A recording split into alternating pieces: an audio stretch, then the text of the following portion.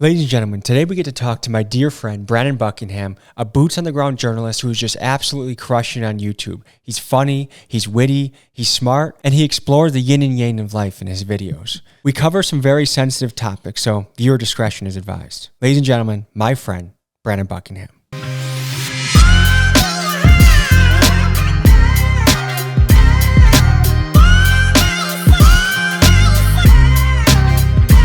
Ladies and gentlemen, I'm here with a wonderful YouTuber and friend, Mr. Brandon Buckingham. He's one of the true boots-on-the-ground journalists, absolutely crushing on the platform, entertaining people for hours and hours and hours. And I'm happy to be sitting down with you, Mr. Buckingham. How are you doing today? I'm great, man. I'm really flattered by those kind words. We just finished an awesome video in Washington, D.C. that was both difficult, interesting, and thrilling. So the premise was Brandon had found a statistic that Washington, D.C. is the highest per capita homeless rate in the country. But when you get there, it's like, where the hell are the homeless people? And so half the battle was just finding where these people were. But when you found them, we found them in little pockets all over the woods. I guess you've been to Skid Row. I've been to places like the Zone in Phoenix. We've seen a lot of homeless, crazy stuff going on. How do you describe the homeless scene in Washington, D.C.? Hidden, out of the way, the opposite of what I thought, especially when you see that it's like by 30% the most homeless place in America. Like the number 2 is like way below, at least on that graph I found. Yeah, I have to look at those statistics because it still was so hidden that I was like being so confronted by it in places like Skid Row where it's just in your face for 50 straight blocks and it's scary. There's people yelling at you. There's people with knives. And then to go to DC where it was like, everyone was getting like beef stroganoff by the end of the day from a special gourmet kitchen. Eating good. People had apartments if they wanted them. They actually brought new tents to people.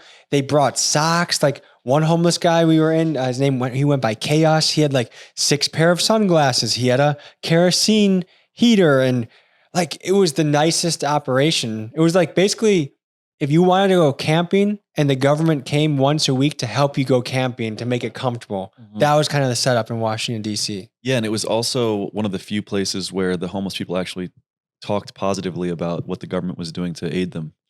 Which is remarkable too, because I feel like talking positive about the government is not something that's really done anymore these days. Yeah, it's getting rarer and rarer. So to hear it from the mouth of a homeless guy was rare.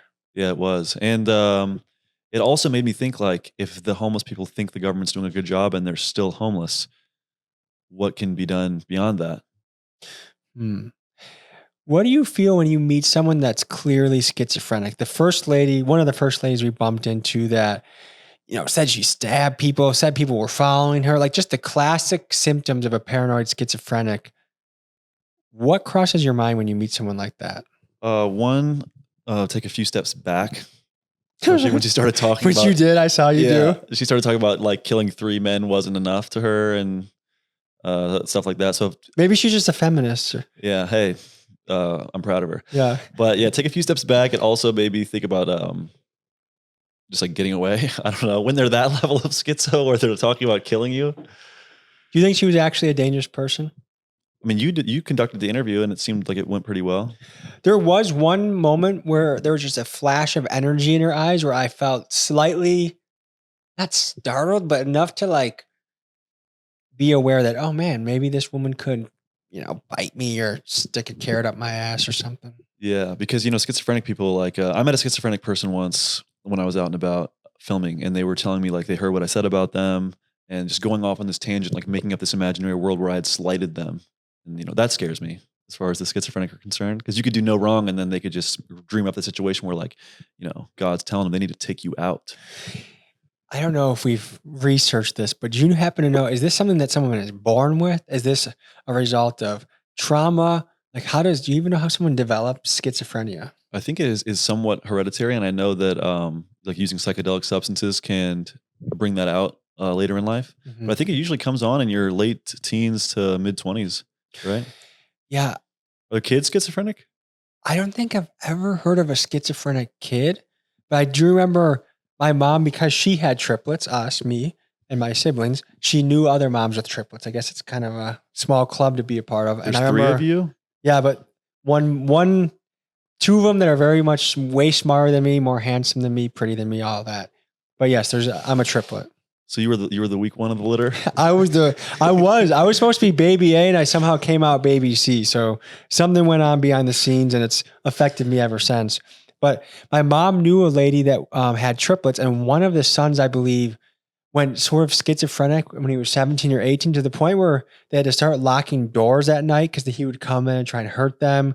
He'd be like inside his room, like drawing on his face and putting on multiple pairs of underwear on his head, like just bizarre, weird stuff, but sometimes aggressive. And I couldn't imagine being a parent, having a baby that you just can't get enough of when they're a baby. You're hugging them, you're holding them, you're exploring the world with them. And then you have to lock your bedroom door at night because something happens in their brain that makes them schizophrenic. That would be terrifying. Yeah, that's a nightmare to me. That sounds like hellish. Well, maybe you can lend us some perspective. I guess I'll start further back. You have a relationship with YouTube. I guess let me ask you, even start further back. How does YouTube impact your mental health? I would say compared to not doing it, probably overall negatively, which sounds like I'm being a dramatic baby because it's like I'm traveling the world doing what I want. But it's definitely a mind game, because I feel like as a regular person, you typically care what people think and you take people's opinions into consideration, and you don't get bombarded with like hundreds of people who think you suck. So like YouTube, I think if you're like a narcissist, like YouTube is a lot easier because you have like this unwavering confidence and you don't care what other people think. You know what I mean? And YouTube can definitely be a head trip in that regard. Like people say it all the time, don't look at the comments, don't care what other people think, but that's kind of like inhuman. That's kind of like not normal. Yeah. And I don't know if it makes sense to put your head in the sand like that. Like, I guess if you have the willpower to do it, I could see the benefits of it. But I do think you have to keep a pulse on how people are feeling about what you're putting out, how it's impacting people. Because at the end of the day, your impact is important. And if you realize what you're putting out is making people upset, angry, sad, depressed, then you're not putting out the right stuff. And so I think having the pulse of the people is important. You have to be able to be grounded enough to realize if you've stepped outside the path. Yeah. But I guess let's take it even before like I was big enough to get swarmed with hate messages, like just trying to get because I quit my job. I had my master's degree, became a teacher, quit my job, and was all in on YouTube and posted every week for 81 weeks. And being like, a year and a half into dropping episodes and being broke or in debt, like that's a head trip as well. Cause like I was a year and a half into filming and editing and I was like down like $15,000. That was really hard on the mental health because, my parents want me to quit. Everyone's telling me I should quit. And it's hard to make that argument like, hey, mom, I've been doing this for a year and a half and I'm still living at your house and I'm $15,000 in debt. But it's like, yeah, you have to just stay consistent and overcome that doubt and negativity. And then it ends up working out. So the beginning is really hard on the mind as well if you're all in. Before you quit YouTube, what were you doing? Before I quit YouTube? Or sorry, before you quit your job to go into YouTube full time, what were you doing? So I put my 6-month resignation into teaching in January. Mm-hmm. So I was filming and like doing the Mardi Gras video and the Too High to Furry convention. I was doing all of that while I was an elementary school art teacher. So I had like a very like concise plan of how I was going to enter into YouTube. Did the school district ever find out about your YouTube? I completed my contract and ended on great terms with them. And then an hour after my contract ended, I released my first episode. So I never spoke to him. How many views did your first episode get? Oh, bro, you know me. I'm big dog. You know what I'm saying? Big dog's got to eat. That's me. So probably got like 700 views. And were you excited by that? Were you depressed by that? Like, what did 700 views do for you at that time? I wasn't that psyched.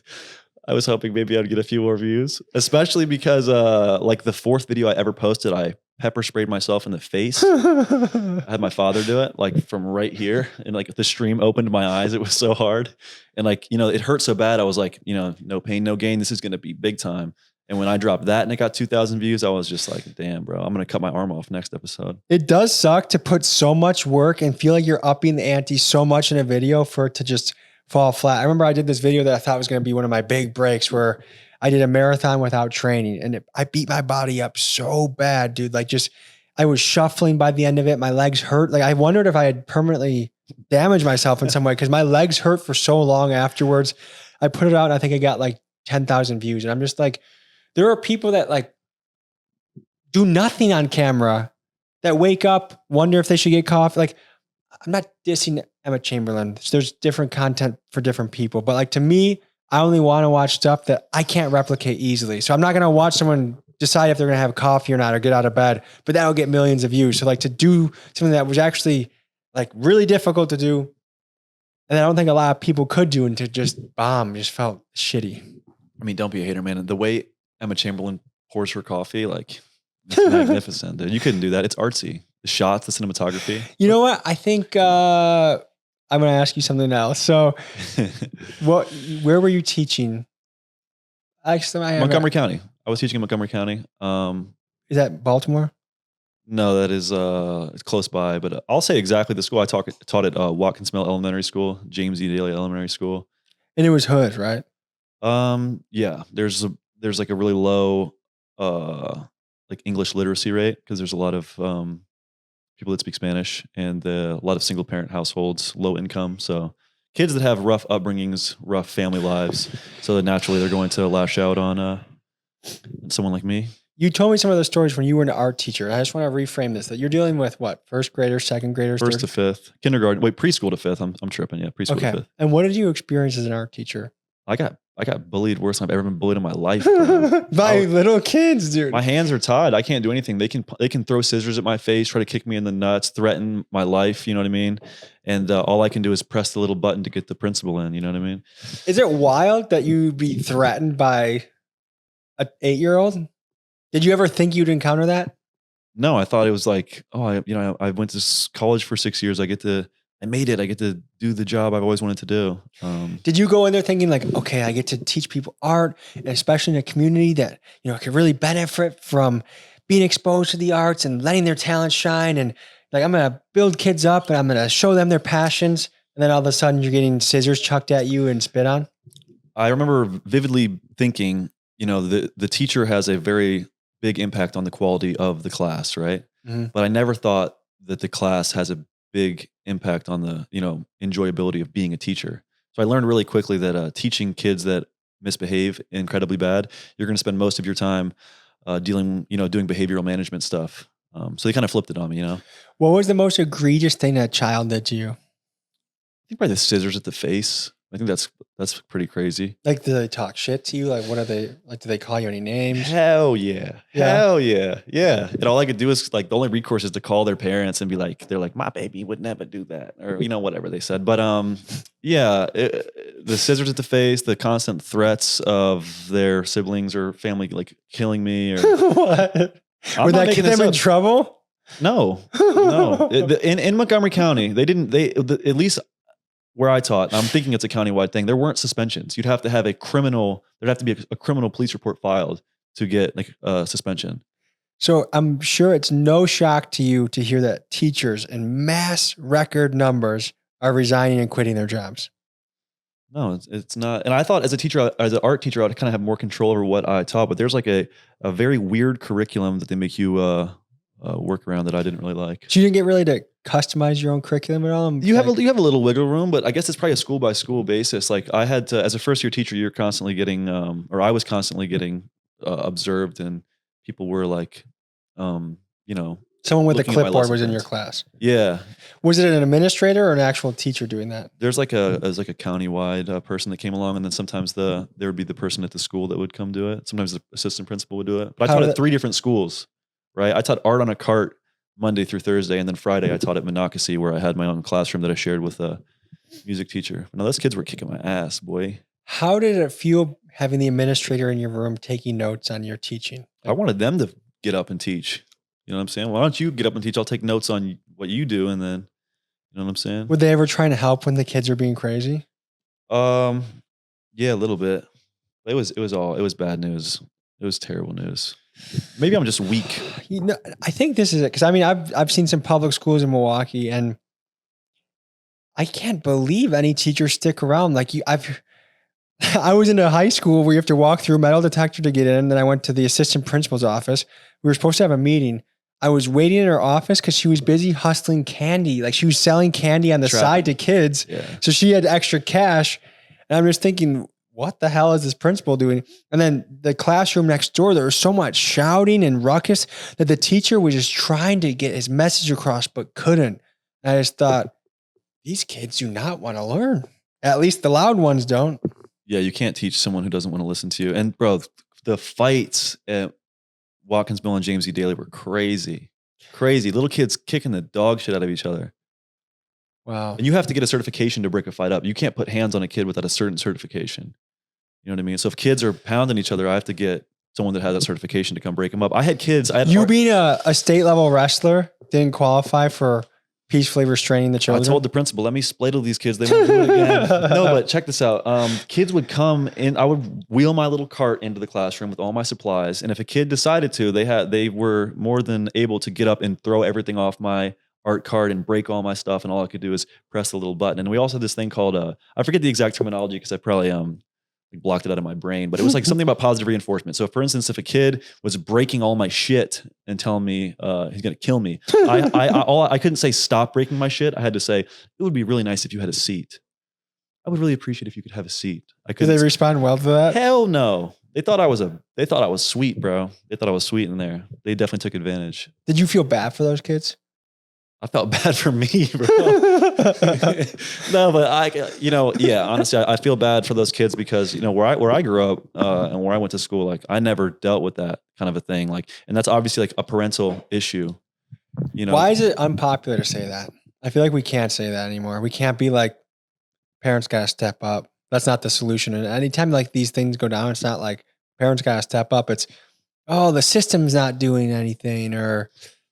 Yeah. I mean, so coming from being a teacher and also having a bunch of interactions with, the downtrodden, if you will, if you look at the statistics for single parent households and like incarceration and college graduation, it's all across the board, like even. And that doesn't necessarily mean that that's the cause, but there's definitely a correlation, might not equal causation, but it's interesting to think about, right? From an outsider looking in, it seems pretty easy to explain.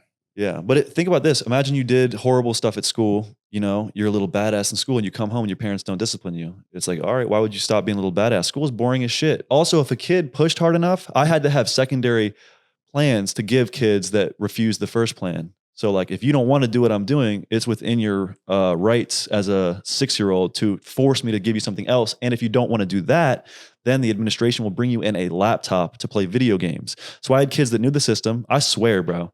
I had kids that knew the system that would push me to the limit until I had to call the principal. I'd give them the second plan. They'd do it again, call the principal again. And then they would come and play in games and they would be talking shit while they're playing the games. Was that infuriating? Yes. They're like, I'm not doing them any good and they're not doing me any good. And I already went to school for 6 years and spent $80,000, $100,000 on school that I'm in debt for. So it's like, what am I doing? And I don't see that cycle getting any better. And being in the teacher break room, whatever you want to call it, bro, these teachers where I was working at, I'm sure they would never say it publicly. They were miserable. They hated it. They hated it. Like the teacher, I wouldn't even eat in the teacher break room because it was just like, I don't want to hear all the negative stuff from everyone else. I ate in the closet. I ate in an art closet. With your art cart? Yeah. Tight little area. I think I have a video of it, but yeah, I pretty much ate in like a broom closet by myself. And they'd be like, why don't you join us? And I was like, so did that experience get so miserable that hey, I got to do YouTube because I want to be happy and do my own thing? Or how did you make the jump from there to YouTube? What was the thinking behind that? I had a rough go of it at the end of middle to end of 2019. My long-term girlfriend, may or may not have cheated on me with someone we were friends with, possibly theoretically. And then the first week of having students in the classroom, my dog died, and then that Thursday, my brother died. So the first Thursday I taught kids, my brother died, and he was in the Air Force as a technical sergeant, and he didn't enjoy his job at all, right? So seeing him leave this earth at 34, doing a job he hated, made me, once I really got into the misery of school, be like, I don't know how much time I have left, and I don't think it's worth it for me to continue doing this job that I don't enjoy when, I could, who knows when I could go. Yeah. I think the thing with having a job that you hate and it is is not meant for you is just you get almost pushed to a point of I don't know if it's desperation or longing, I was definitely desperate. but just hoping that something opens up that you can actually enjoy and put your time into. And as YouTube, I know YouTube's proven to be that for me. This is the first job that I love. This is my dream job. You could offer me any job in the world. Go be the welterweight champion of the UFC. Go do this. Go massage supermodels' butts. I would still say I want to do this. What would you say? Yeah, it is weird because like if I don't do YouTube, I don't see another job that is gonna be good for me. So like if I can't be happy and make YouTube work, it's I almost feel like hopeless. You know what I'm saying? Because I feel like YouTube is the dream job. And it is great. Like as a teacher as well, just to go back to that, you can work as hard as you want, and your reward is like helping kids, right? But you're still going to be a broke teacher, and it's cool to help the kids. But I feel like I probably have had a more positive, uh, universal impact with my videos, like a single video, than I did the whole time I was teaching kids. And also, like as you know, it can be lucrative if you put the time and effort in. So now I want to go into the mental health side of YouTube, and also I want to talk about your experience of. I guess we have opposite approaches on YouTube. You are a well, I would say this. I don't beef with people. You've had many beefs, and I think they're well deserved beefs, and I think you've done a great job defending yourself and going after them. But you've had a contentious YouTube life. Yeah, I mean, it started off my first video that was public, or like my first introduction to people as a YouTuber was me kind of like embarrassing myself a little bit, not looking good, and the end of the video was kind of like making me look like extra like shit. So yeah, that sucked So with that. would you say when you overcome these YouTube beefs, I mean, notable YouTubers, there's a Danny Mullen incident where he tried blacklisting you off the platform when you From only yeah, had, just from his crew and then from some people in Austin. But yeah. And then you came out victorious on that one. Most recently was the guy Sneeko, who, how did that beef start? I mean, I'll be honest, like with every beef, like I definitely see the role that I played, like with the Sneeko situation, like he honestly just like he didn't like violate me like crazy. He just kind of like dissed me, and then I kind of leveled it up from there, and then he like 10x'd it from there with some serious crazy shit. But um, yeah, I would say all the beefs were unavoidable, or were avoidable. I'm saying. Now that you're able to look back, would you have done anything differently?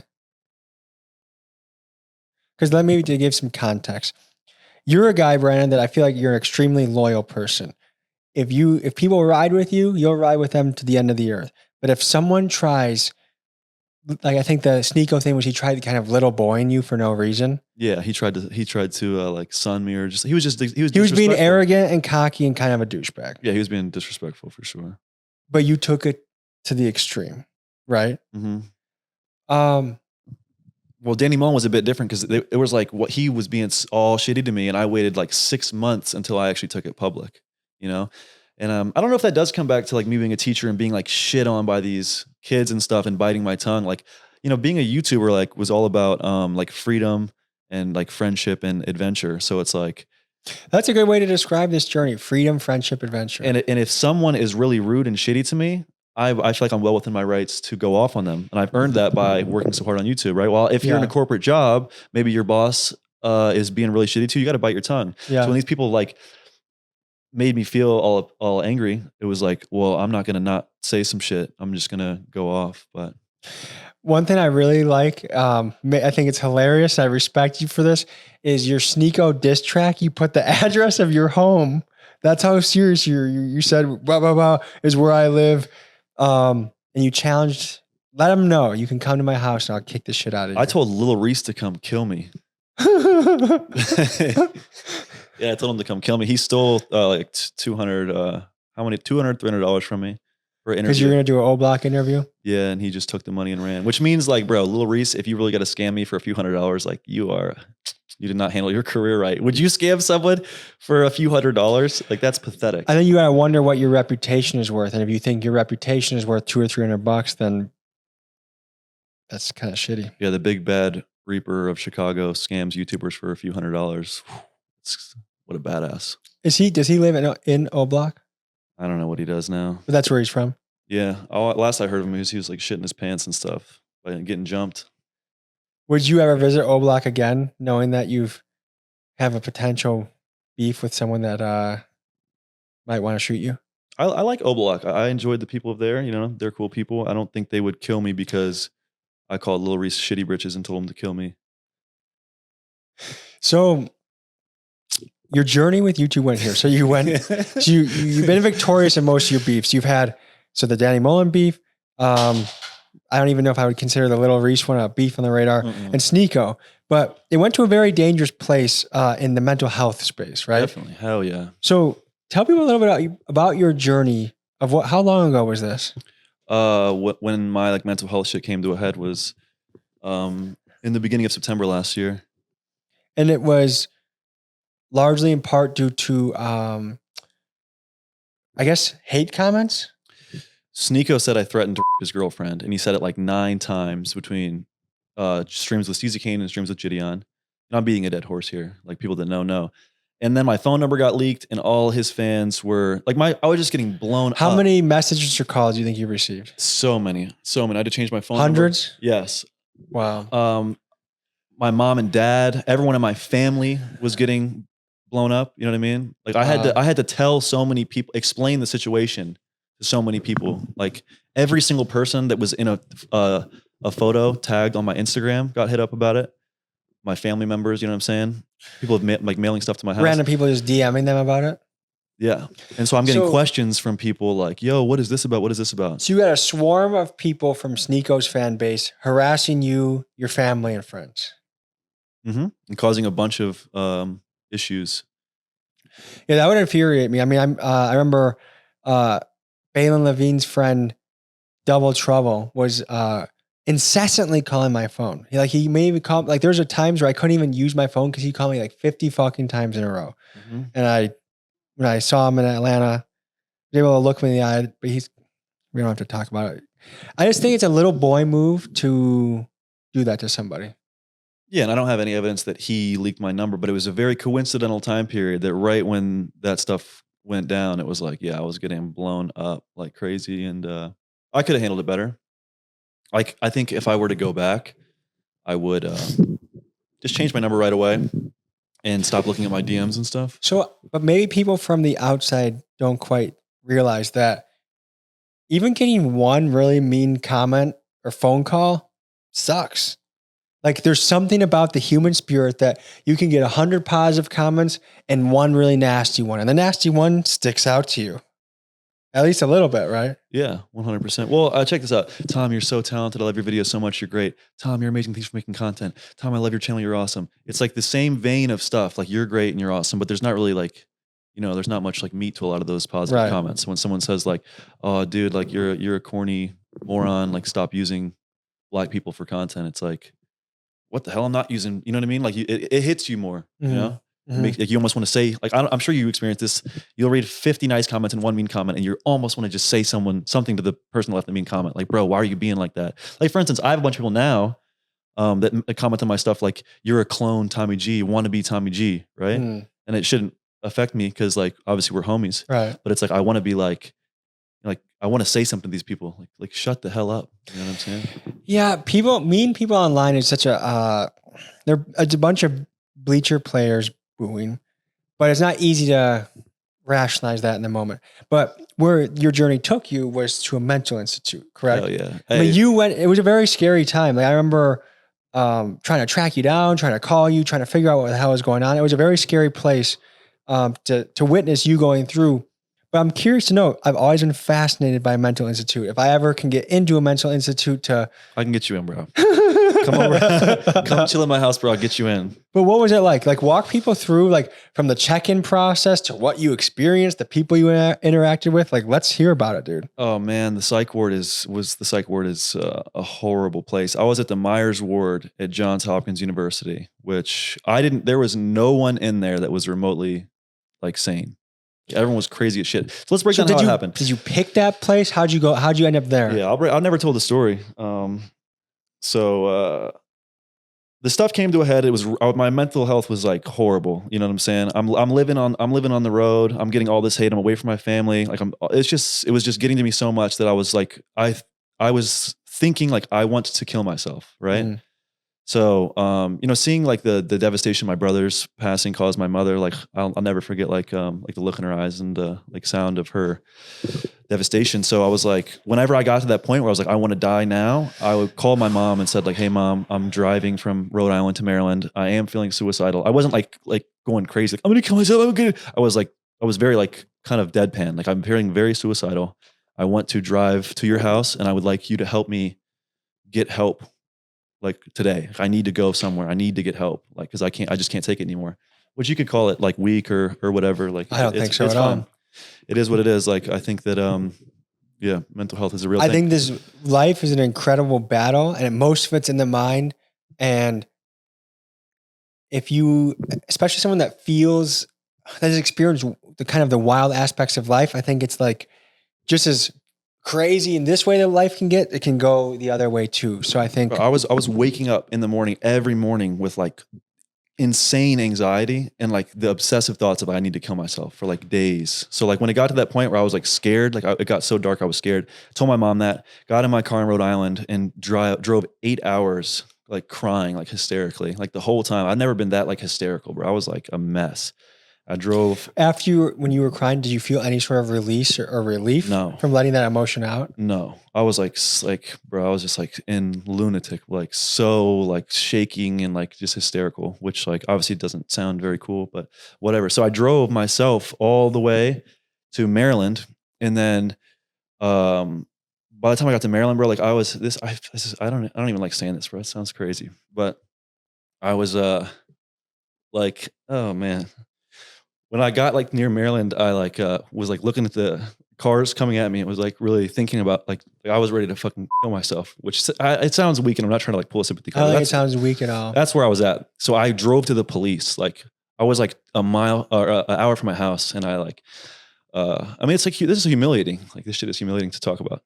I drove to the police and went up to the police and said like, please, like handcuff me. Like I want to hurt myself, but I don't want to do that to my family.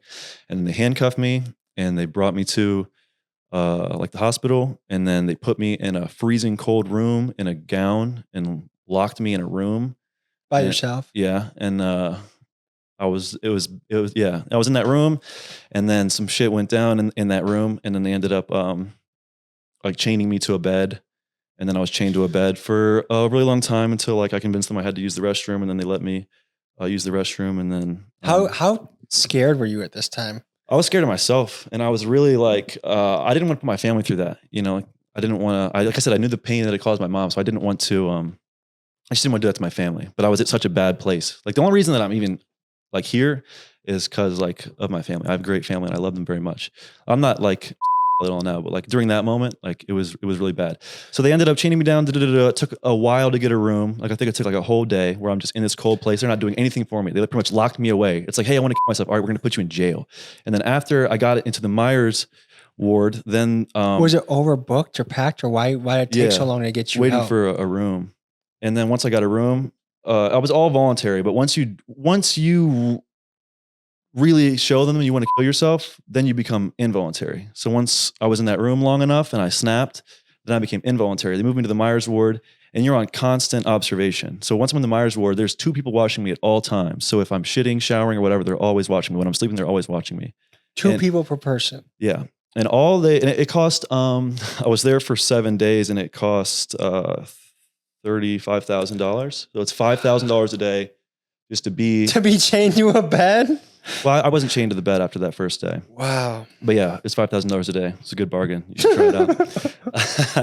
Promo code. So all that happened in the Myers ward was I got 3 meals a day, and they forced me to take pills. They forced me to take antipsychotics. They forced me to, and they said if I wouldn't take them, that I was going to have to stay indefinitely, right?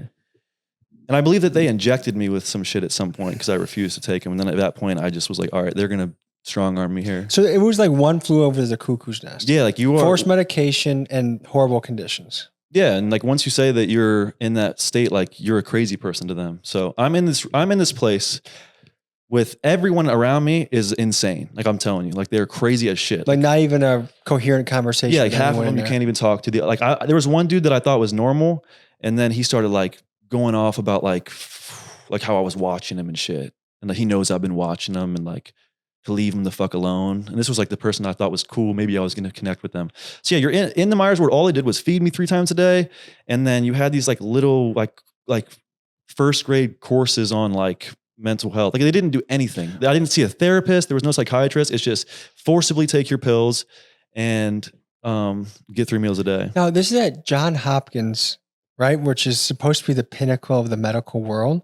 Did it surprise you that, because a lot of these methods you're explaining to me seem like almost medieval way of treating mental illness? Yeah, it wasn't good. I wouldn't I mean, I'm happy that they got like, because when I woke up the next day in the psych ward and I kind of was like calmed down from my my crazy I'm gonna kill myself thing, it kind of hit reality again, and I was like, damn, I'm in here and now I can't leave, and they all think I'm crazy. And then let me talk about, there's one story about like the weighted blanket story, because I posted some shit on my second channel thinking that it was like deep, but it definitely was misinterpreted, and it probably was just psycho of me to post.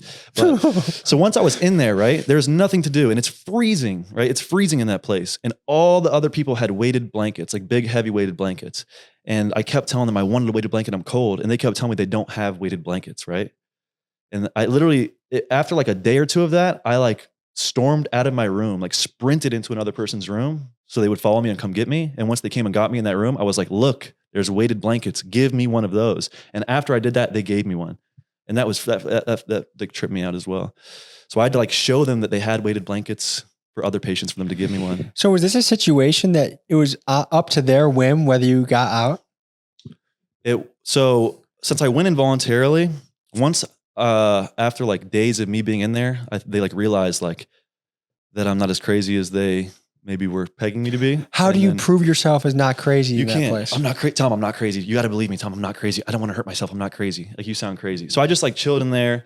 I understood what their system was. I just kept to myself and stayed chill. And then they turned me voluntary. So like legally on the record, I came involuntary and left voluntarily. Did you have any sense of panic in there that I could be in here for a long time against my will?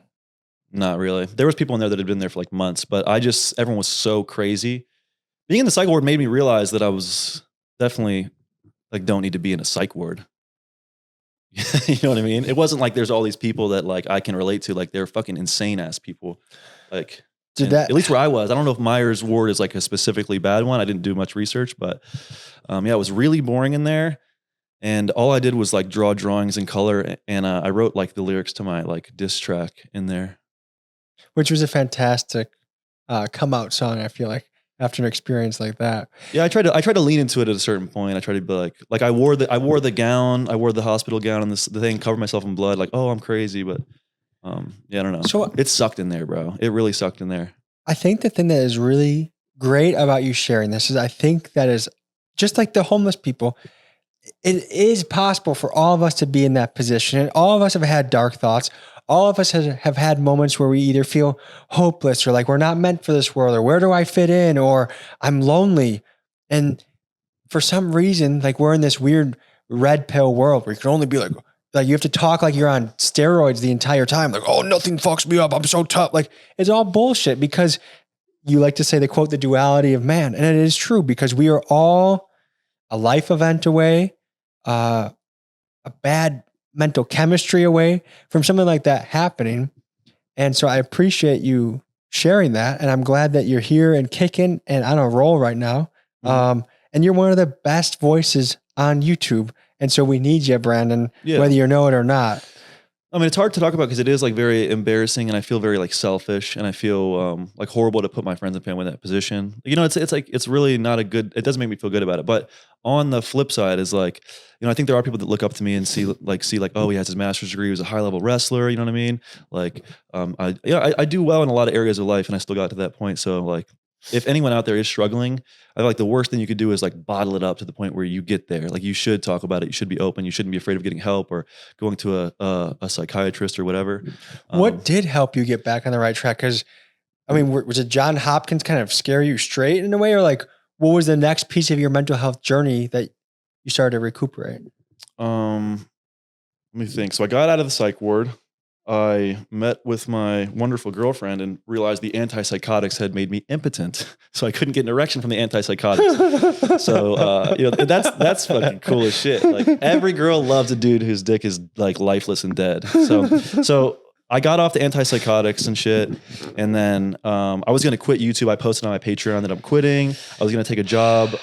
You wanted to go back and wrestle in college. I still want to get an IT job. I still want to wrestle in college. But I was gonna get an IT job, and then I guess just like I was so obsessed with YouTube, like answering every DM. Like that's part of the reason I went like it got so bad because I would answer every DM. I had this like feeling of like gratitude towards my fans, like people who my viewers, like the viewers that took time out of their day to watch my content. I felt obligated to answer all of them. So I'm so tapped in with everybody. And I think what really helped me like come back to reality is like getting off social media and spending time with my family and not putting that pressure on me to post so much. Like if you notice, I've been like relatively inactive, you know, comparatively. Like I went on 81 week streak and then now maybe I post once a month. So just being more like unplugged from it all and getting back into like nature and my family and people that really care about me. That really helped. It's a weird balance to strike because your profession is posting on social media. And so I feel like it can be an obsessive thing where you're constantly refreshing. How's the latest video doing? Who's in the DMs now that might be a potential lead for the next story?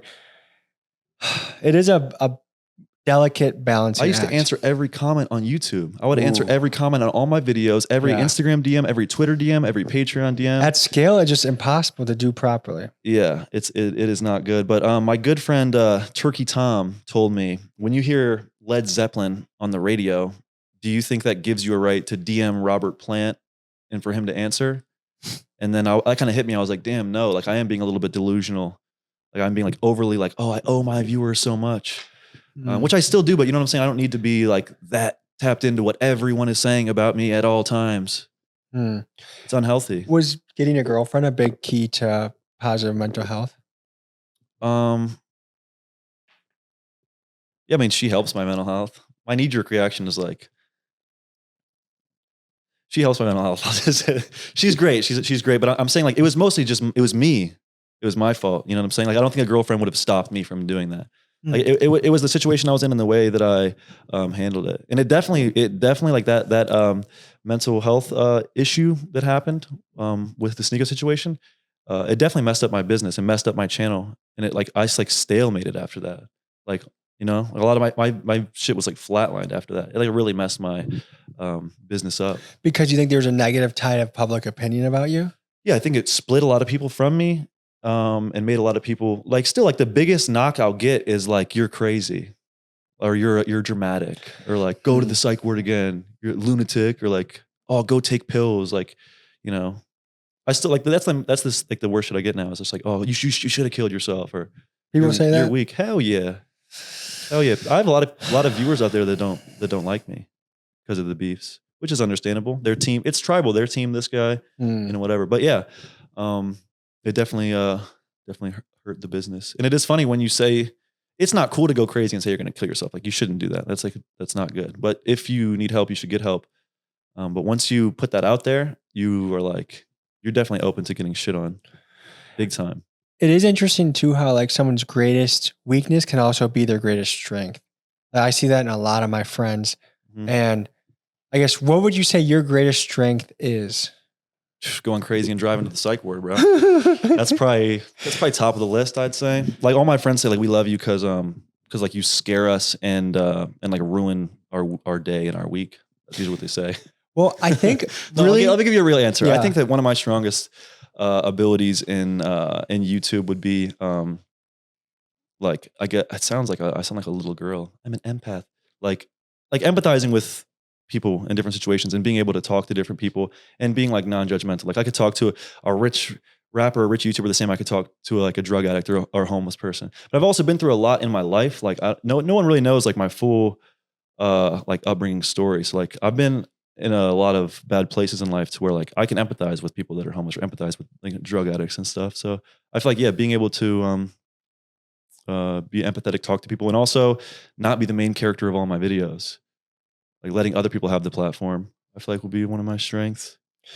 Yeah, I mean, Was that a terrible answer? That was I said like 6 things. My biggest strength in YouTube is slapping bagged wine and acting like a reject. No, but I think the thing is because you've experienced the trials of life, like you've been on top of the world, you're knocking someone out on a YouTube boxing match, you're getting millions of views, you have all this, you've kind of a cult-like fan base, but then you've also experienced like darkness and beef and a mental break. And I think that is like, it is a superpower because you can pretty much go talk to anybody and you've been there before. And I think that's the gift and curse of living many lives. Like you're a guy that's lived quite a storied life already at a young age. And now you get to help tell other people's story in a witty, well done, empathetic and thoughtful way. Yeah, absolutely. And I also feel like with like something that our culture needs more is like people that have been through crazy stuff. Like, you know, like as a YouTuber, people look up to you and they think you're cool, right? So like if I tell you like, you know, opiates are bad and you should stay away from them, or like it's okay to have mental health issues, like you might listen to me more than you're going to listen to your mom or your dad. 'Cause you're gonna be like, oh, they haven't done shit. My dad is in IT. Like, what does he know? But I feel like having people that like you, not to say people look up to me, but you know, some people do look up to us, and like having someone like that tell you like it's okay to feel that way or like beware of this stuff. I feel like people will listen more. 100%, because people go through an adolescent stage where most of what their parents say, even if it's right, it's annoying, it's embarrassing, it's, you don't know, dad. Like there's just that's part of our evolutionary track, I feel like, is to resist what your parents say so that you can explore the world for yourself. But like, I guess I remember explaining so much, trying to like lecture my parents about stuff that now that I'm older, I realize 99% of what they told me was right. But if you can reach kids at the age where they don't want to listen to their parents, but they think you're cool and they want to look up to Brandon Buckingham, and you can tell them from your own experience what to avoid, the pitfalls that can happen in their life if they go down the wrong path, particularly with drugs, then I say that's a net positive to what you're doing. And there's a real value in that type of content. Yeah, 100%. And you said that I have a cult like following, and like anyone that does look at me in high esteem or puts me on a pedestal, like I want them to think that I'm not that cool and that I'm not special, and that they could become a YouTuber too, and that I'm not I'm a very like imperfect and like I have had a bunch of shitty moments. Like because I do Instagram FaceTimes on my Patreon. I always like tell people I'm just very raw and open and honest because I don't want them to look up to me. I want them to enjoy my content, but understand like they could do exactly what I do, or they could do whatever they want. It's not like you should. I think celebrity worship in our society is like overall like pretty negative.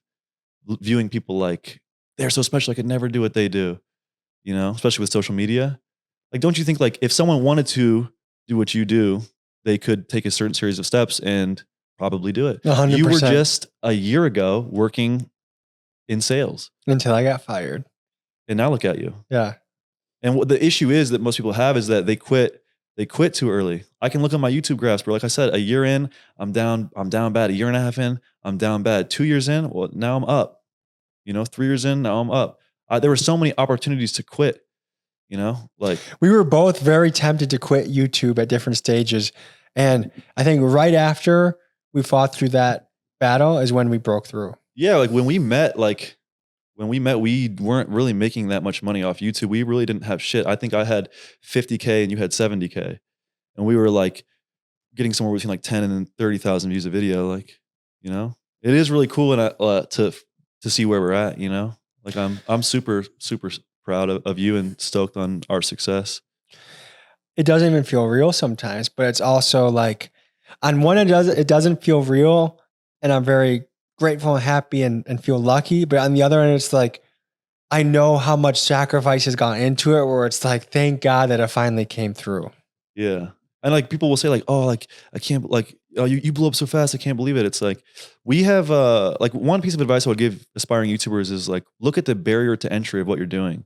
If there's like a bigger risk or a bigger barrier to entry, and I don't want to inspire people to go do terrible things, like you have to, you know, measure your risk versus reward. But if there's a big barrier to entry, like for the knockout challenge, for instance, if you're going to go have people try to knock you out, you have to take them down. There's a big barrier to entry on that. Not a lot of people are willing to do that. So like I always view YouTube in that light. Like if there's a big barrier to entry, the video will probably do good because I don't think I have that much worth. I don't think I have that much value. That's the reason I've struggled to do my own podcast or do my own stream. So like I always want to put myself in a situation people are interested in. So then that'll be like a conduit for the people to get interested in me. Cause I can't just get on a camera and start going off. No one's going to care. Like, I don't think people should care about me. You know what I mean? So that's why I feel like the boundaries we push and the danger we put ourselves in has allowed like our personality to show and allowed people to like become fans. I don't think I would have been able to been a YouTuber if I didn't travel. I've been home 5 weeks in my house for the past 2 years. So if I wasn't on the road traveling or going to these places or talking to these groups of people, like I don't think anyone would care about me, honestly. Well, I also think that there's an arrogance to think people should watch. Like, I'm not going to say any people specifically, but like if your YouTube show is you going to buy a bag of Doritos or like, there's some stuff that I'm like, I cannot believe millions of people watch this, but it's out there. I think you should do something that is hard to replicate, the barrier to entry, that's somewhat remarkable. So that doesn't matter if you're a girl that can, handstand and shoot a bow and arrow with your feet and shoot an apple. That's going to be remarkable to watch. Like, I think you should be able to, whatever it is the niche is that you are interested in, you should figure out how to push it to a limit that's hard to do so that you're not replaceable either. Like if you can shred on a guitar like an absolute maniac and no one else can do that, you have a spot in this YouTube world to make a career in any niche. And I think there's a lot of people that they want to go the route of one, I think I'm going to blow up overnight. And then they realize, 5 videos in that they can't, and then they quit. Well, that's dumb. You should do something that you love so that when you blow up in 3 years or 4 years or 5 years, or hopefully it's shorter than that, you're in content that you already love. So you're getting good at something that you actually care about. Because then there's longevity. And I think a lot of people will try and jump on what's trending, what they think Kim Kardashian's doing, what they think people want rather than what they're excited about. And I think excitement has to be the primary driver of what you do. Yeah. And I'm always asking myself, like, why would someone care? You know what I mean? That's like a good thing to think about when you're editing or making a video. You know what I mean? Why would someone care about this? You have to make them care.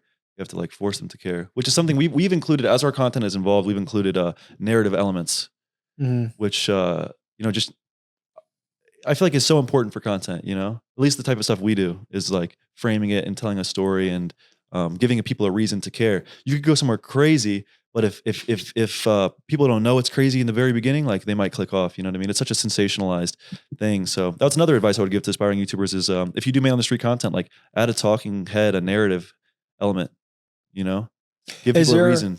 What's a narrative story you've done that you're particularly happy with that people could check out if they're looking into your stuff and want to study the narrative style?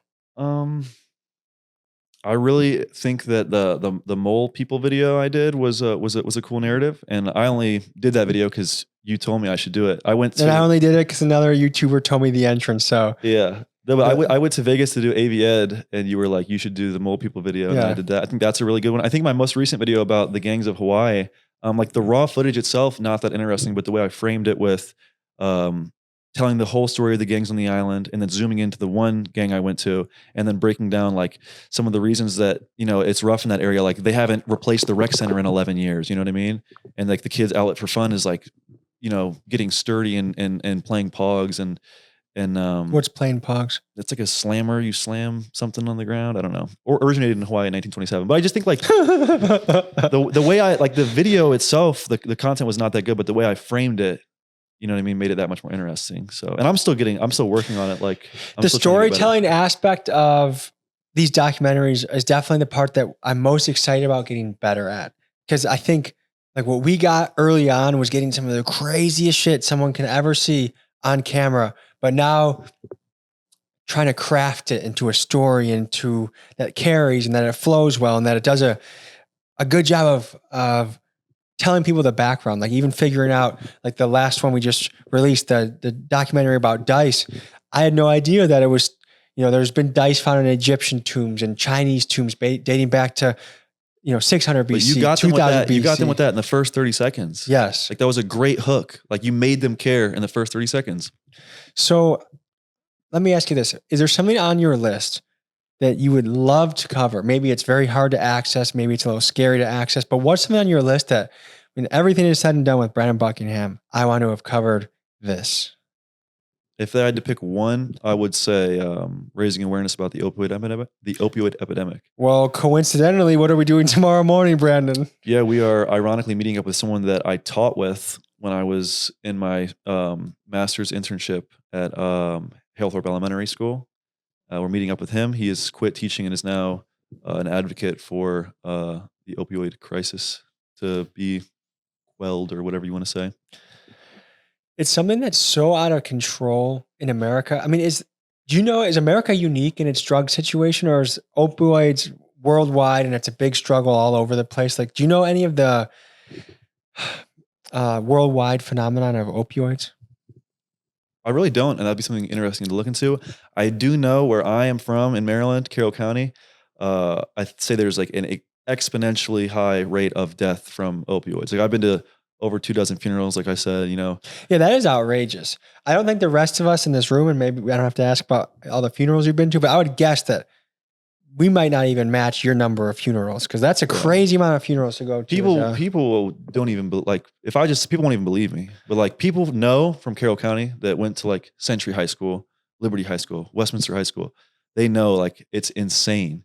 And it doesn't even make the news, bro. Like my friends that died, like doesn't even make the news. They're just dead and gone. Not that it needs to, but it's like it's interesting. You know what I mean? Are these middle class upbringings, lower, upper? Yeah, I would say middle class. You know what I mean? A lot of good kids with good opportunities and good upbringings that get roped into the opioids and just devastated. I mean, it devastated my life at one point. You know what I mean?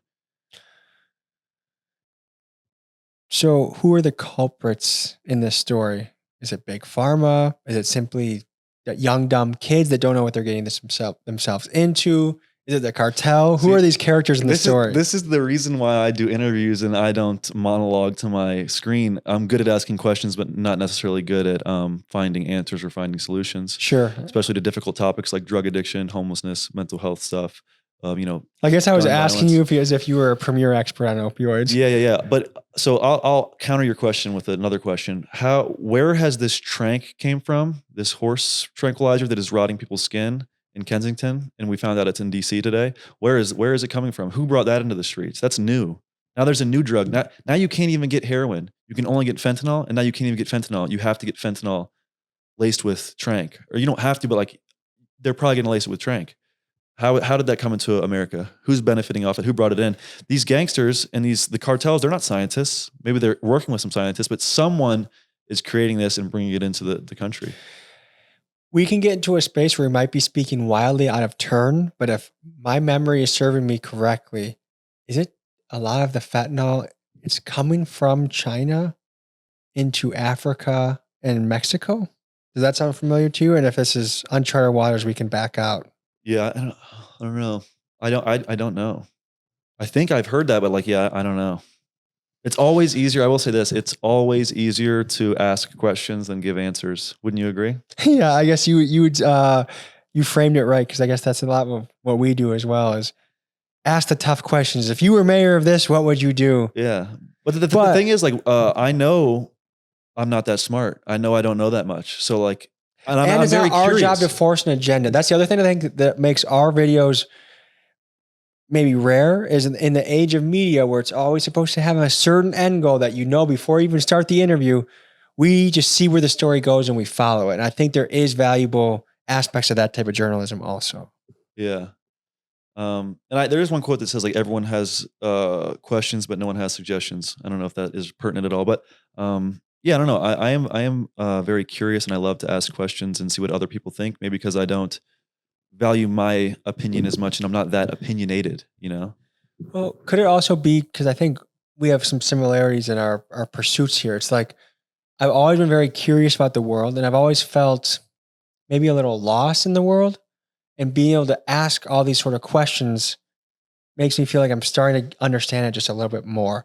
But I don't know which Greek philosopher this was, but the more you know, the less you know. Yeah. You know, the more I ask these questions. We visited so many homeless camps. We visited so many gangsters. We visited drug dealers. And I feel like I'm no closer to understanding anything. Yeah. I think the great Daniel Dumoulin, MF Doom, said, the more you know that you don't know shit. I think that's which is the same quote, but yeah. No, it is great being able to talk to these other, like another thing that's awesome about being a YouTuber is the camera is an excuse for people to talk to you. Yeah. Like we would never talk to these people unless there's a camera here. Yeah, it's really cool. Like it allows the camera is a super tool that allows us to go into these communities, provide value in some regard. Because people get to tell their story, which is very important. And then we get to hear and talk to people. And I love talking to different communities and different walks of life. Like I'm sure we say, like every time one of us has an idea that we share with each other, I think both of us are like, damn, I want to do that. Yeah. You know what I mean? Like I know we both want to talk to prison inmates. We both want to talk to like people in hospice, or maybe like kids with cancer, or the Amish community, or, you know, every different religion. You know, I want to talk to everybody. I would love to talk to supremacist groups of all kinds. Oh, I've been on the lookout for KKK for a long time. Unfortunately, my ties don't run that deep. I don't really know how to find them. That might surprise you at home. But here's a question. If, let's say, a high-ranking member of the cartel reached out and said, Brandon, amigo, we want you to come to Mexico, interview us at our compound, what would you say? 100% yes. Would you be terrified? Dude, I have this weird thing. Like, I don't know what's wrong with me, but like, I'm more anxious and more like just terrified, like just waking up in the morning than like I am like going to the hood or going to stuff. Like, you know what I mean? What do you think that is about you?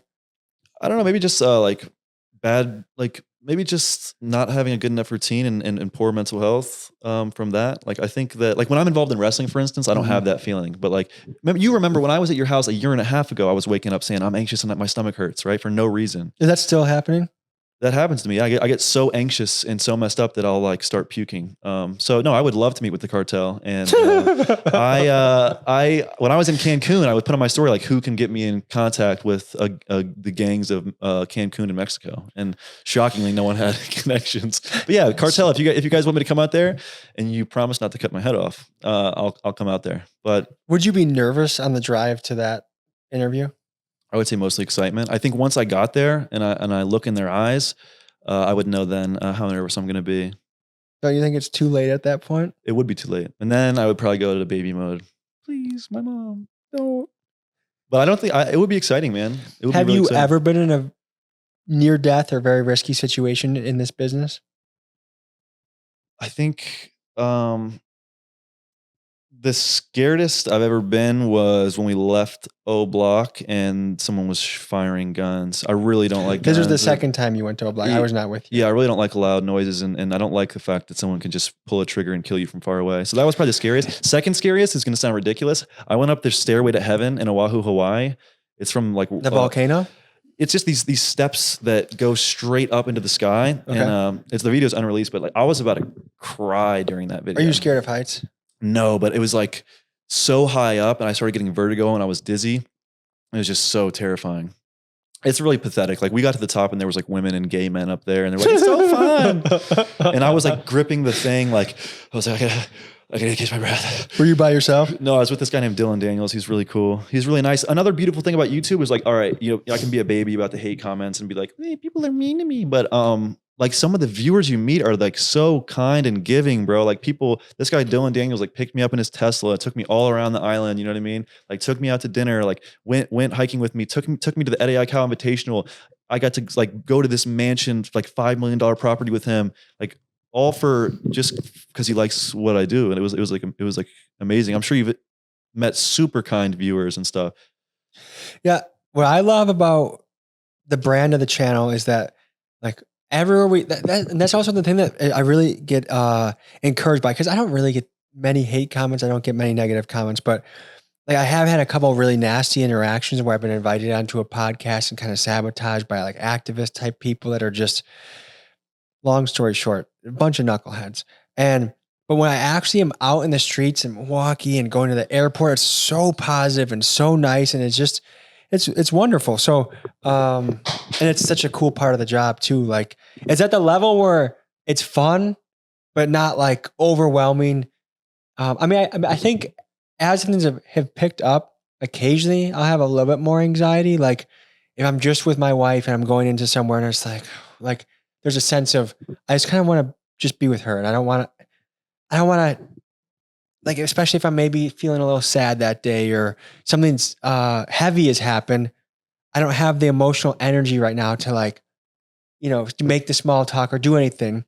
So, but we know what we signed up for, and it's a wonderful part of the journey. And I would say it's largely like it's fun to see in person. Like everyone is really positive about things. Yeah. I mean, we have the most freedom of like any job ever. We could go wherever, do whatever, make our own schedule. You know, we could do anything. Yeah, I feel like a lot of the anxiety and exhaustion for me comes from the phone, man. I have to always be on my phone. Like, you know, I have to be like right now, me and you both are dealing with new merch designs. So even that is like another thing to juggle. So now I'm like dealing with like trying to acquire sponsorships and talk to sponsors. Now I'm dealing with merch and trying to juggle merch stuff. Now I got my like just brought on like long form and short form editors. Now I got to juggle them.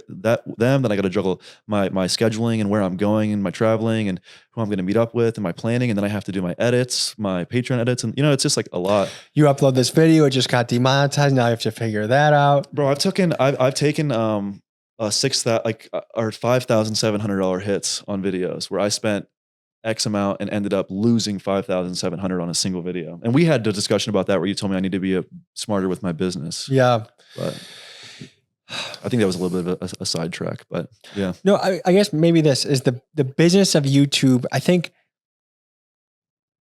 people maybe don't see like how many hats you have to wear, but I think that's any business owner. I don't care if you're the plumber. I don't care if you own a t-shirt company. The beauty of if you run your own show is you get to grow something you're actually passionate about. You're your own boss. You make your own hours, which are mostly going to be longer than you would have worked for a company anyways, but at least it's you telling yourself you want to do it. But there is an awful lot of hats you got to wear in this business.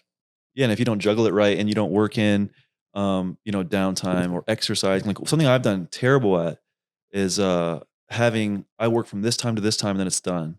It bleeds into my whole day. And then I find myself, You try and do 9 to 5s? I would like to, but I don't. I'm terrible with so you're saying you wish you had more structure. Yeah, bro. Like I haven't even like, bro, I love bathing. I'm a habitual bather, but like lately I have been not showering because I can be on my phone in the bath. So I'm like doing stuff in the bath. I'm on my phone in the bath, you know, talking, getting stuff situated. Like it bleeds into my whole day. Now it's like, I have 8 hours of screen time on my phone.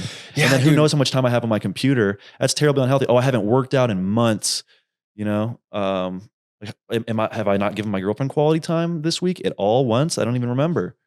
Yeah, it is. Another aspect about the job that's kind of weird is you can spend time on your phone and tell yourself it's for business. And a lot of times it is, but it's also like, when I look at sometimes the weekly screen time on my phone, and some of it can be the maps on in the car, some of it can be music on in the car, phone calls in the car, but a lot of it is looking at stuff. And it's like, I spent 5 hours a day, 6 hours a day. Like, what is wrong with me? How much of that was actually productive time? And how much of that was being like a rat that's addicted to, what's the experiment I'm thinking of? But being something that's just like, you're constantly tuning in. What is it? If I refresh the view count in 2 minutes, like, why do I care? Like, what is wrong with me?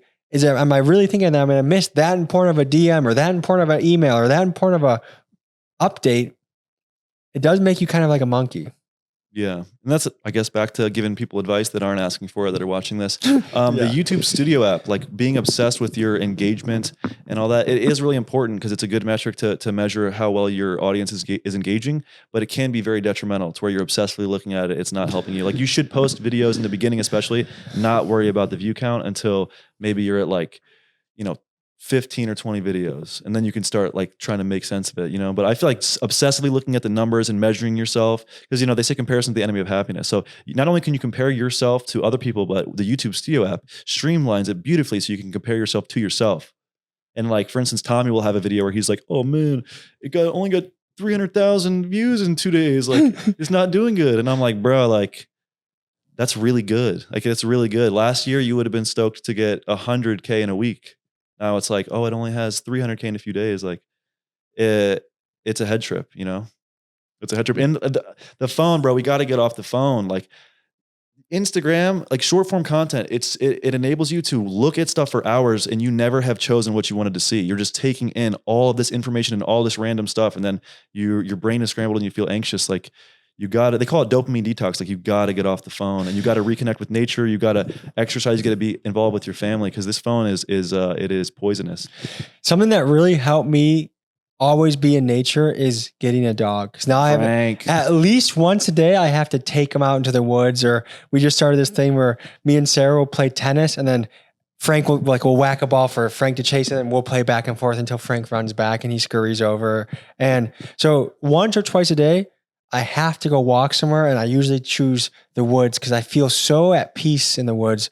And I don't know, it's almost like the people that have designed these apps know us so much better than we do that our self-control there is no self-control, because before we know it, you're just checking it again. But I know that when I have kids, I'm going to be phone Hitler. I'm not giving 100%. them an iPad to be like, if they have anything, like I know that maybe an iPad might be introduced into their life at some point. It's going to be, hey, 30 minutes a day. Like, it's going to be heavily monitored. But how am I going to be able to do that to them when I can't even do it to myself sometimes? It's hilarious to me because like nowadays parents are afraid of having their kid outside, but then they will let them on the internet completely unmonitored. I would rather have my kid playing in the neighborhood, I don't know what he's doing, where he is, than being in his room on the computer. Because on that computer, I don't need to get into the grimy details, but there's so many horrific things you can see and get involved in. Outside, it's like, you just got to watch out for the candy truck coming by. Like, don't hop in the candy van. Yeah, I have a huge fear that my child won't grow up in the woods like I was. Like I think we were in this last generation where so much of my childhood was at the pond fishing and catching frogs and toads and running behind the different paths on the bike. And yeah, I used to go river hopping. I used to hop the river back and forth. So much fun building tree forts. Like I remember there was a tree fort in the woods that we would bike to, and it was like 5 stories tall, but it was all in like kid stories. So it was like each story was like 3 or 4 feet, nails sticking out everywhere. We go to the top, pee off the top. Like it was one of those things that if you fell off, like you could maybe paralyze yourself or for sure break a lot of stuff. And we just did it. And our parents were calm enough to just let us do our thing. And, we fell down, we got scrapes, but that's how it should be. And I am really going to be intentional the next place I move. There better be a bunch of kids in the neighborhood, because the city neighborhoods that I'm in right now, it's like all these like indoor kids. And I want my kid to like experience the adventure of going outside and also not doing this all the time. Something that makes me sad about that, like it used to be so fun, like to go around the neighborhood, like even because I didn't have a phone till 7th or 8th grade. So up until 6th, 7th grade, I would just be able to go around my neighborhood and knock on my friends' doors. And I wasn't a creep. Nowadays, bro, if I went to like a friend's house, I mean, I get I'm a grown man, but I feel like nowadays, like if a 12-year-old shows up at a friend's house and knocks on the door, they're like a little freak. Yeah. But the other thing that I think is a very important skill is the ability to wrestle with boredom and be creative enough to come up with new stuff. Like I remember we would make forts under the basement stairs and like we decorate it and we play different games, or, maybe we'd play Foursquare. Maybe we'd make chalk and make a tennis court in the middle of the street. Oh, what should we do? Maybe we bike to this elementary school and we play the game where you can't touch the ground. The floor is lava. Yeah, the floor is lava. Can that compete with Fortnite nowadays though? Fuck Fortnite, That's what I'm dude. saying, but like, dude, so my back to what, like, it making me sad. Like my dad said that even when he was in high school, he would hop in the car and drive around town looking for his friends. And if he saw his friends, he would just hop in on them and hang out. Like nowadays, it's like, if you don't get an invite digitally and you just like, it's weird. Like you have to be invited. No, like, so we're always looking at our phone. Like if I want to hang out with my friends, it's like, we are naked without our phone. Yeah. Bro, I don't know how to navigate around areas without my phone. Like, you don't go anywhere without it, right? I need my Google Maps. Like even deciding, hey, I'm walking Frank, I'm going to leave my phone at home. Like I have to like think about it. Because sometimes I'll catch myself on the walk and I'll feel something in my pocket. I'm like, why the hell did I bring my phone for this? So I can get a short video of Frank running in the woods that I can post to my Instagram story. You know what? Something that's funny that I don't get any notifications on my phone except phone calls, because back to the psych ward, bro. I was in the psych ward for 6-7 days. I was having phantom vibrations the entire time, checking pockets I didn't have for my phone. I knew I didn't have. So when I got to the psych ward, bro, I do not get notifications for text messages.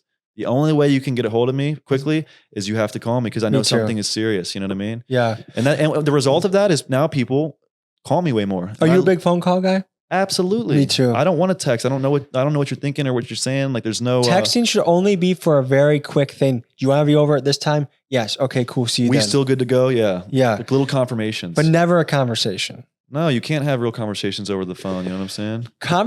Phone calls are some of my saving grace. I would say that is my therapy, because I have a good network in Milwaukee, but I have friends that have known me for 10, 12, actually at this point, like some of my 16, 18 years that I can just call, and if I am going through something, I can tell them some of my most vulnerable or tough moments, and they're going to give me great advice and perspective. And I think like that's something that I wonder for the next generations. Like if I don't think they call each other, I think they like blurry Snapchat each other. Yeah. And so The half-face Snapchat thing that the kids do. yeah. So how are people? I guess I fear for people's ability to have tough conversations and to have conversations that self-soothe the disease of life that flows through them. Yeah, we're so disconnected. Like some of my friends will like DM me on Instagram and I'll see it and I'll be like, bro, stop DMing me, call me. Like, you know what I'm saying? How many times do you think we've talked on the phone? If you had to guess a number. Dozens.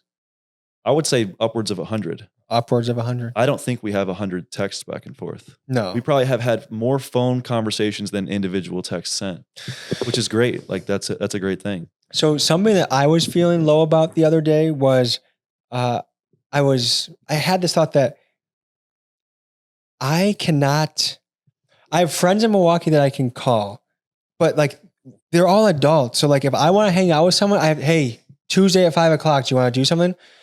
I was just really longing for and missing the spur of the moment high school and college relationships that it was like, oh, hey, 5 minutes, you want to come over, we'll walk in the woods? Cool. And I'm not saying that my friends wouldn't do it, but like some of my guys are 20 minutes out, 25 minutes out of the city, grown men with families. I'm not going to call them because I'm feeling a little down to walk in the woods with me on a moment's notice. I'm going to schedule it. And I guess I missed that. I don't know if it was an age thing, a responsibility thing, but it made me feel really lonely. That I was like, I don't have that many people that live within 5 minutes of me that I can call that are grown people. I think YouTube is an isolating occupation because I have 1,000 times more people that love me, but I feel like I have like less people that I'm friends with than ever actually.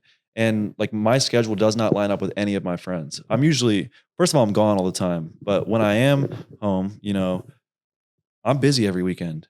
I'm like busy every weekend. They usually hang, you know, grown adults, especially married adults, they hang out on the weekends. I'm busy every weekend, you know? It's isolating. I haven't gone on a single trip where it hasn't been about content since in 3 years.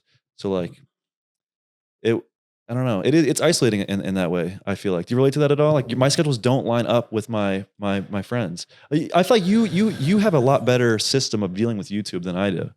Like, you know? Well, one, I would say because I work out all the time and I'm actively in the jiu-jitsu community and some of my favorite people on planet Earth are from there, I am very intentional. Like I know as a man that, unless I call somebody to hang out or call someone, like I have to be the initiator and I'm okay with being that in my life. So I make it a thing that I have. Hey, Chris, you want to meet up in the woods and walk in the woods Tuesday? Perfect. Cool. Hey, Keith, we're going to have some people over at the house. You want to do it? Let's go out for dinner. Cool.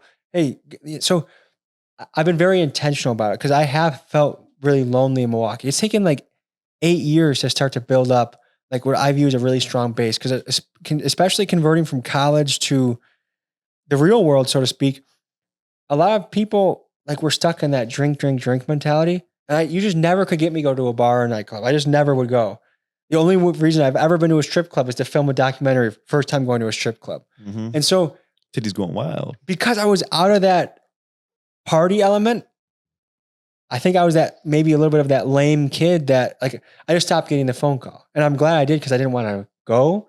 But to build up that foundation of people that were like just really square, solid individuals, it took a long time. And I don't know if I answered anything that you were asking about. No, but people probably think that I'm like big into drinking. I don't drink like off camera really. I use like drinking as like a crutch, I feel like, with content, which I don't like. When I see your talent on YouTube, when you try and go crazy degenerate, I'm like, Brandon, this is not, to me, that's not the best version that I enjoy of you. Mm-hmm. But is there kind of like an element of like, let's let it all loose? Or like, what allures you about like the degenerate, let's get slapped the bag and let's puke on the sidewalk of Atlanta City? Like what gets you about that? Well, so whatever you post on YouTube, if someone likes it, they're going to want more of it. So I kind of started off with a lot of drinking stuff. And to me, it was always it's an audience capture thing. There is a narrative there. Like you see me drinking, you see me get progressively drunker and drunker, and then the episode ends when I vomit. You know, and I guess it's a crutch of like, what am I going to do here? What am I going to do here? I'll just do a drinking video. You know what I mean? And people ask for drinking videos. And I do think that, I mean, drinking's so intertwined with our culture. I don't know if like I'm a bad influence. At the end of the day, I'm not trying to be like a influence. If I wanted to be an influence, I probably would have stayed as a teacher. But um, I think that the drinking videos, they can be fun, but a lot of the time it's just like a crutch of like, it always end with me puking, and they always end with me so sad. They so sad. Like the one I just edited one in Hawaii where like my editor Eli he like edited out the ending because he was like, bro, this is like so sad because I'm like puking on the beach violently, and I'm like, I didn't want to drink, but I did it for you guys. I'm so sad. I'm so stressed out. I'm like puking and like crying. And I edited it back in, but we edited it back out again.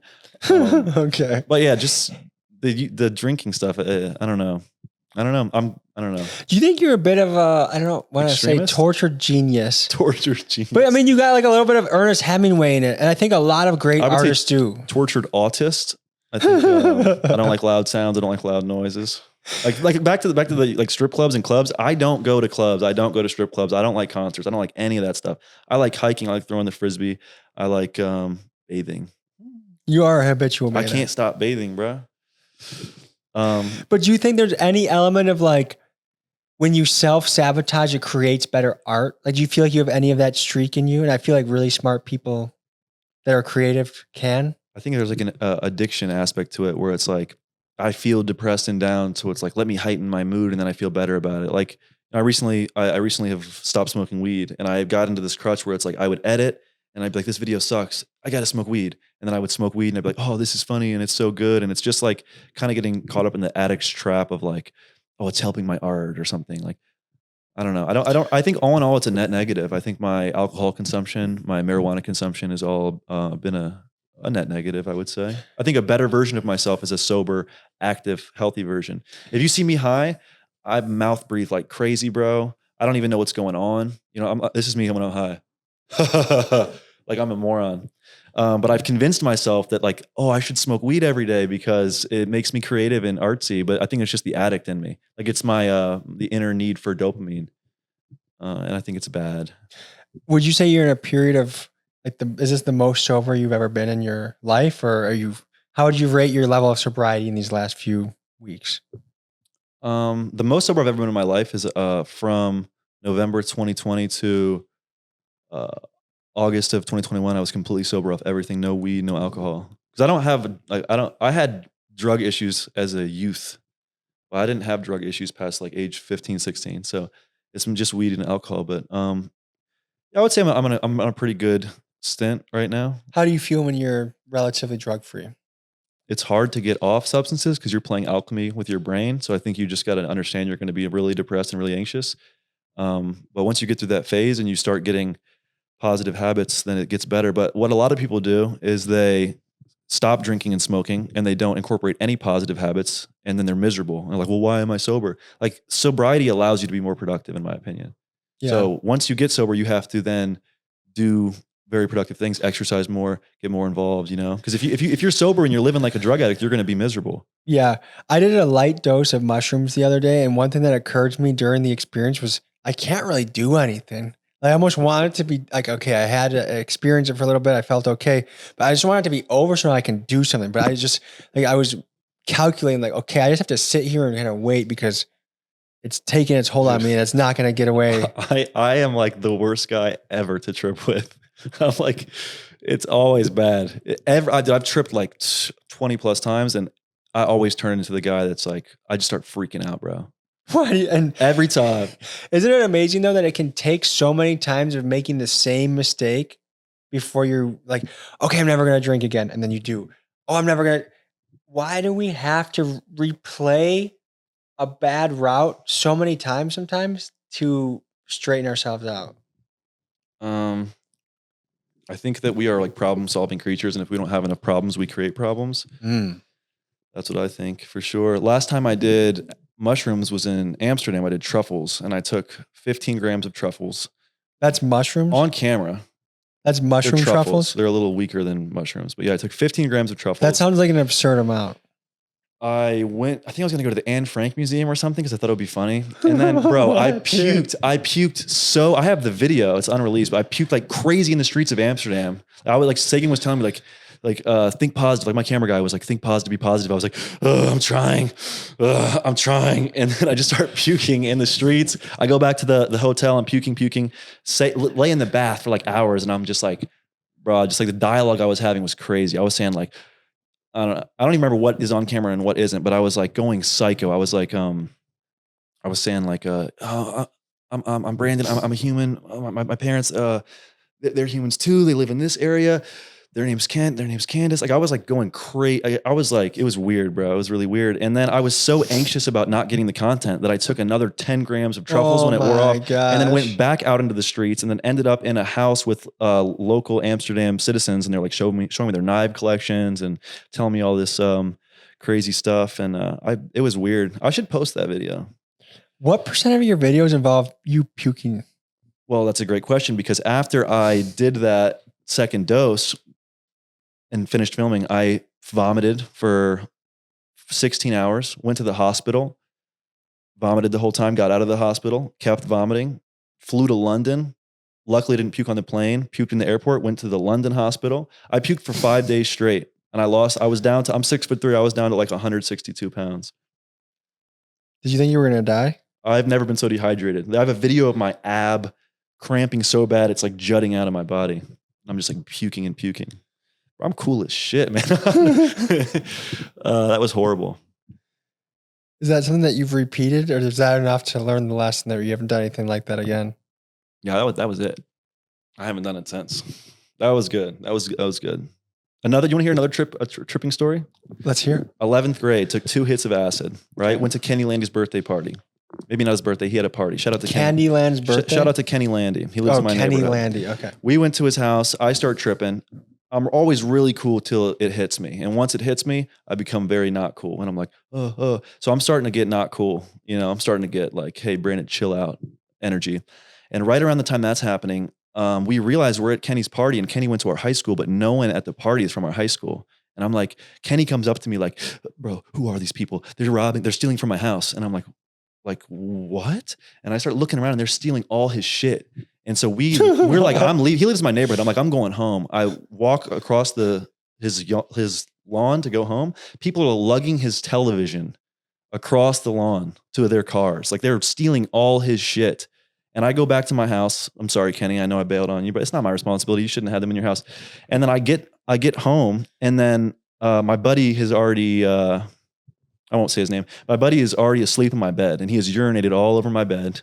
Right. And he was like, it's tomato soup. I'm getting a little too detailed, but that happens. Then my one friend, Jamie, gets into a crazy car accident and is like calling me crying. And then I get off the phone with Jamie. My brother comes into the house, and he's covered in blood. He threw a flying knee on a heavy bag and slammed his head on the post. And it's like 3 a.m. or 2 a.m. It's sometime. I was tripping. And he's like, wake up our dad.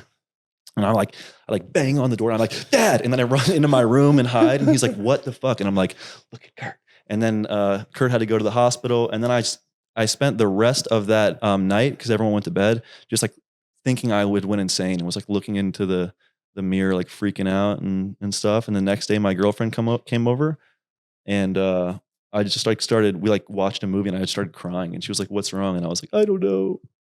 Is that a bad story? Or is that an okay story? I think it's certainly an informative description of probably how your childhood went. It was freaking me out, bro. I was freaked out. It was good. I don't think what other tripping stories do I have? Probably just bad ones. What's a particularly positive experience you've had in this YouTube journey? We've focused a lot about the trials and tribulations and the things that aren't exactly pleasant to go through, but what's been a moment of true joy, happiness, belonging, fulfillment, satisfaction that you've experienced on this journey? I guess that should be an easier question to answer. The first thing that comes to my mind is hitting 100K, because I never, that was a dream, and I didn't think it would happen. When I hit 100K, that was just like, oh my God, you know what I mean?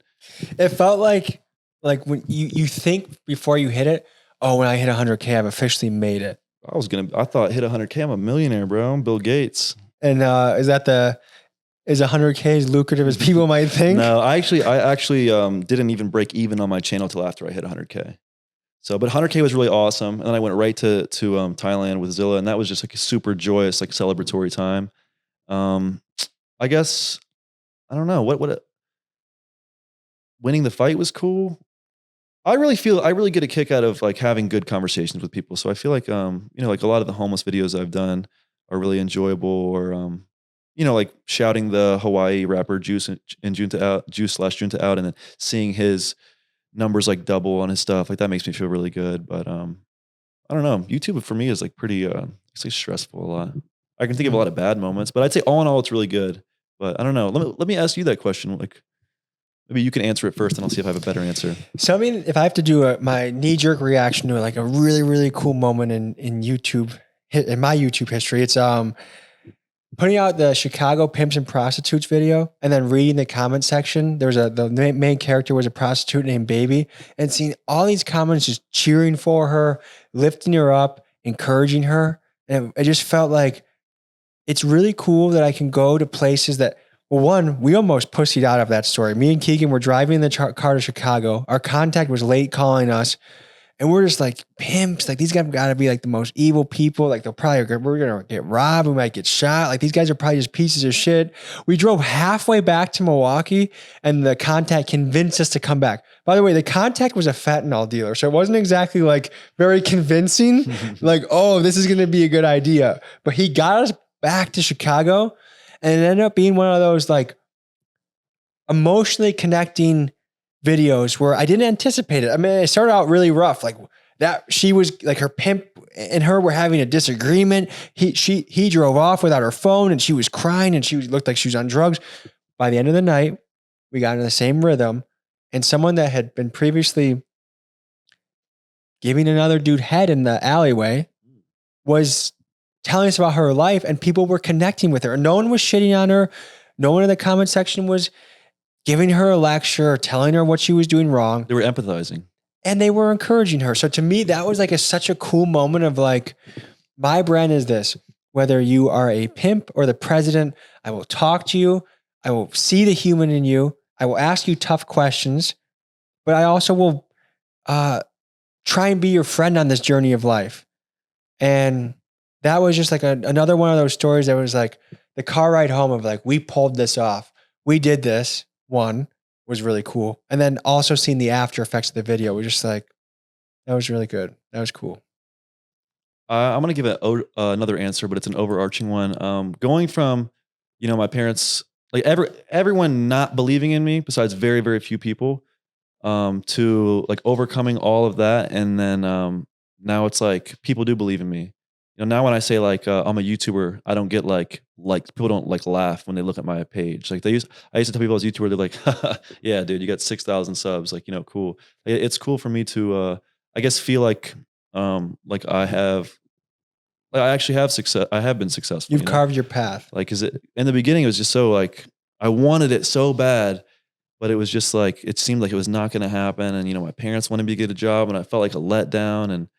And now like, now people, it's crazy because the only difference is numbers. Like there's no difference in how I go and do my content, except now I'm better at it a little bit. But like now people believe in me, and they want to talk to me, and like they treat me like I have value, which is a very good thing. And on the flip side of that, people say when you blow up or you make it that you change, but like people definitely change around you, whether it's for good or for worse. But I definitely that validation of like, wow, I have worth and value, and I'm not just some asshole running around with a camera.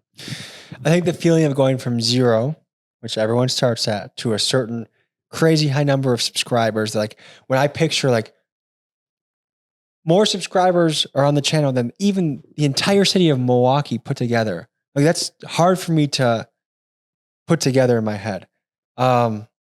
It's fun. Like it's a cool journey, and we're lucky to be here. And we've been shooting all day. We started early in the morning, and what time is it right now? It's 10:30. Yeah. Oh man. I got up at 9 a.m. And so I want to say before you close it up, I want to say from my perspective, one of the coolest things you've done is the impact you've had on the Milwaukee like hip hop scene, I think. And well, I appreciate that. And it's city as a whole. I'll add one comment to that. It's really, really fun to be able, like, I had no idea that a video with another rapper we could both get so many views and it would go so crazy and that it would help both of us so much.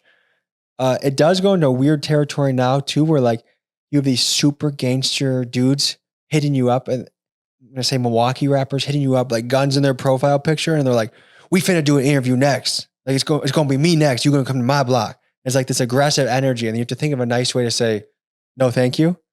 There's always, everything is a trade off. Yeah. Everything's a yin and yang. But at the end of the day, I think I have the best job in the world. I love that we get to do this, that even us having a conversation is part of the job, is a wonderful thing. And Brennan, I've had a great time talking to you, but we have to get some sleep so we can cover the opioid epidemic in the morning tomorrow. soon. Yeah. So I want to say this last thing I'm going to say is thank you for having me on, of course. And right now, how many subscribers do you have? 650, 660. 650, 660. We are in June of 2023. I have 387. I'll be interested to see, where we are in a year or two. Me too. Ladies and gentlemen, thank you for joining us on that Tommy G Show. We will see you next episode. Peace.